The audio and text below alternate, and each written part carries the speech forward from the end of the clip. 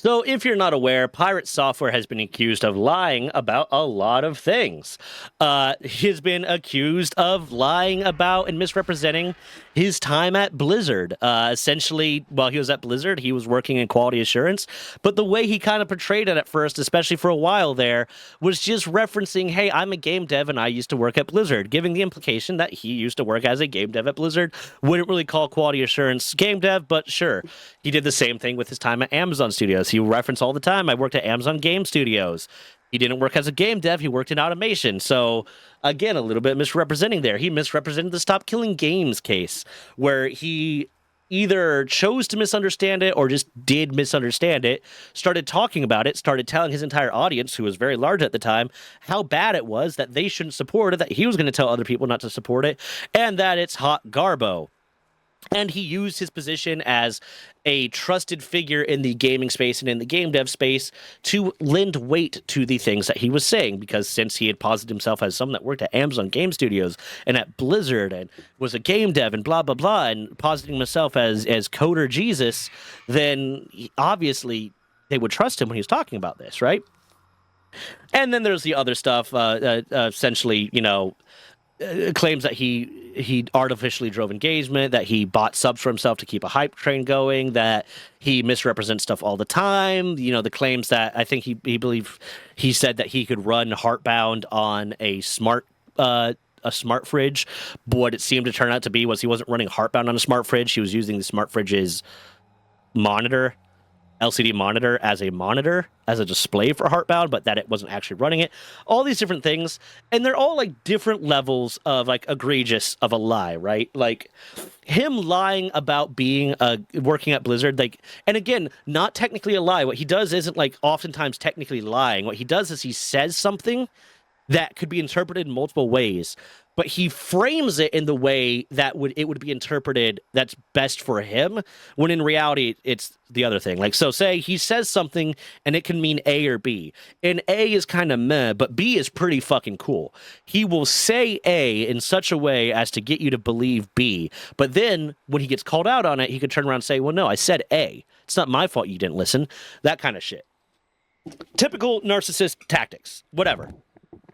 And again, different levels of egregiousness. If it weren't, like, for the most part, the saying, oh, I worked at Blizzard and I worked at Amazon Game Studios, those statements aren't lies. Those statements are true. He did work at those things as far as I know. It's just the way he said it is misrepresentative. And the only reason, like, it's egregious in so much that, oh, it's a lie and you shouldn't be lying and blah, blah, blah, and it's dishonest and lacks integrity. But it's not so egregious in the fact that it's not really hurting anyone. There's no one that's really suffering because of that lie.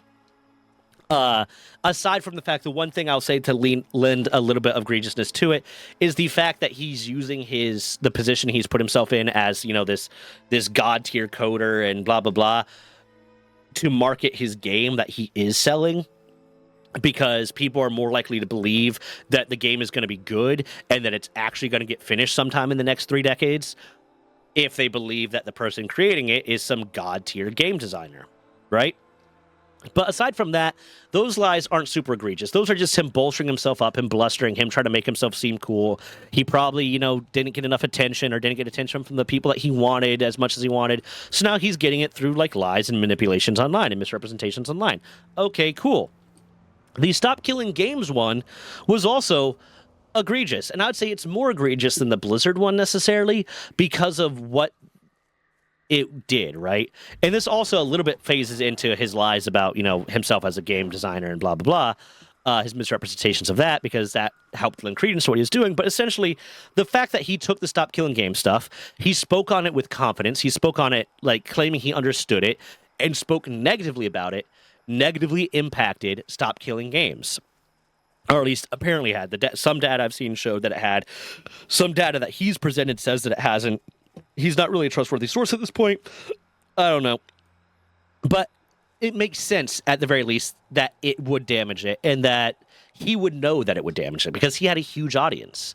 He had a massive audience that trusted him, that would trust the things that he said. So when he said, stop killing games is garbage, this is going to hurt the game industry, blah, blah, blah, I'm not going to support it, I'm going to tell other people not to support it, that is inherently going to get his audience and his people that trust him to not support it. It's also going to get other people not support it. When I initially heard about it, I didn't support it because at the time I hadn't done much research into it yet. So I was just trusting the words of the guy that had posited himself as his expert that I trusted. That was my bad. I didn't do the research, so I initially didn't support it, so he should have known that too. So that was a case of him lying, misrepresenting, and the fact that he had posited himself as this coding god helped lend credence to this thing that he was doing. And then the fact that he refused to back down was just doubling down on it. The fact that he claimed to understand it when he didn't was just doubling down on it. These are all lies. They had the capacity to do damage, but not necessarily to hurt anyone. Like, the negative outcome of Stop Killing Games failing would just be the status quo being maintained, right? Like, I want it to pass. I want it to go through. I know it's, like, in their system right now. I just saw Ross posted something recently. It's in the system right now. But ultimately, like, if it doesn't go through, all that's going to change is nothing. That's it. If it doesn't go through, a bad thing doesn't happen, a good thing just doesn't happen, kind of thing. So not as egregious, but also kind of egregious because, again, one, I'm willing to bet that a lot of people from Pirate Software's camp came over and started harassing Ross. I'm willing to bet that happened. The same stuff that he was complaining happened to him, I'm willing to bet happened to Ross, kind of thing. So there is that. There is that level of when you have an audience, especially a big audience, especially a big vocal audience, you need to be a little bit aware of, you know, what you're saying and how you're talking about people and things, because you have to understand that some of them are going to react in a way that you don't want them to. Some of the people you're talking to are going to react in a way that you don't want them to. But again, not super egregious. The one to me that was the most egregious, the one to me that, if it was untrue, was the most egregious thing to be lying about, were these swatting claims. Because as of the recent DM that was linked by the communications director of Ash's Creation with Pirate Software, he claims he has been swatted 6 times in the past year. He tried to use that claim that he has been swatted 6 times in the last year as a way to emotionally manipulate a woman into behaving in a way that he thought was acceptable. So that alone is egregious. One, I wouldn't necessarily approve of that if it was true, but I would at least understand it more. Saying like, hey, this horrible thing happened to me, and you're supporting the people, at least in his mind, supporting the people that did this horrible thing to me, I can understand being mad about that. I can definitely understand being mad about that.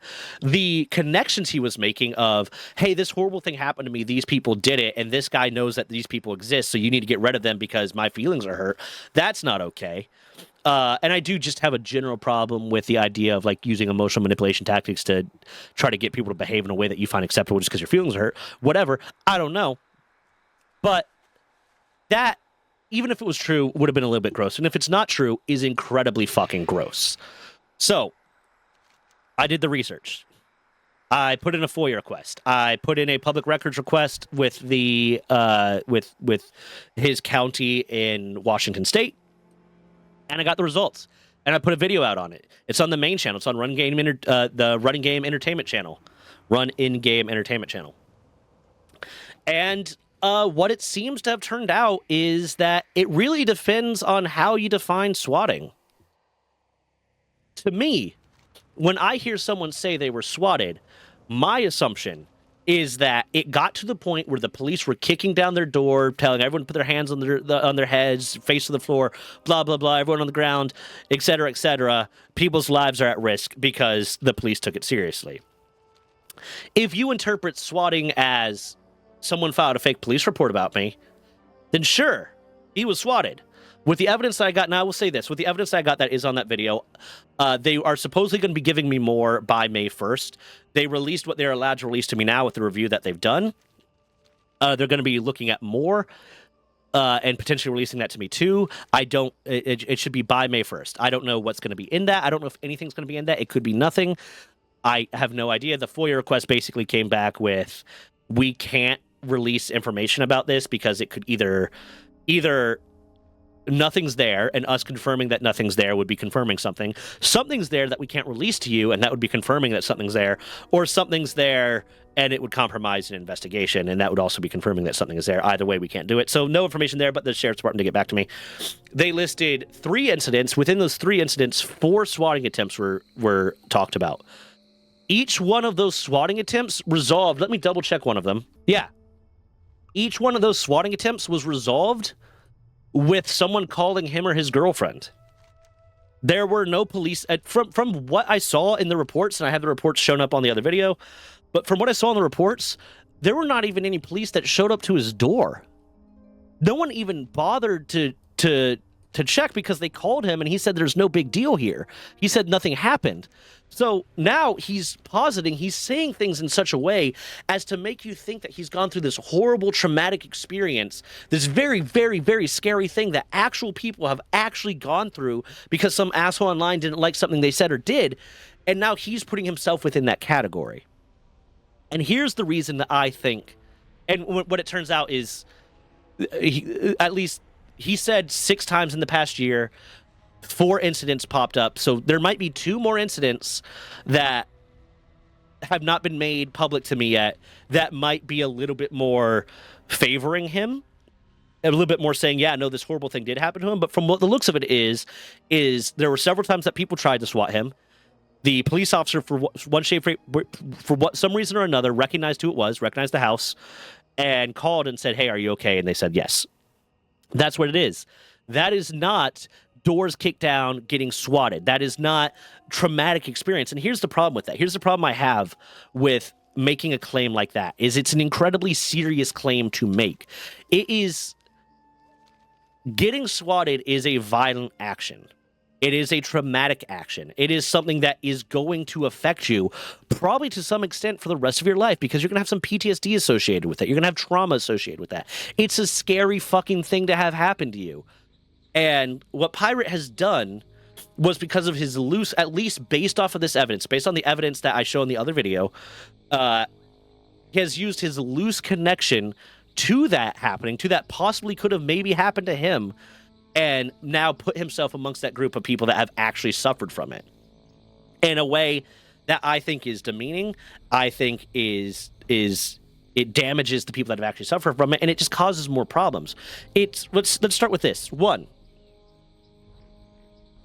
he wasn't really swatted in the way that people mean it. At least from the evidence that we got, he wasn't swatted in the way that people mean it, in the way that most people mean it. So now, pretty much everyone doesn't believe it.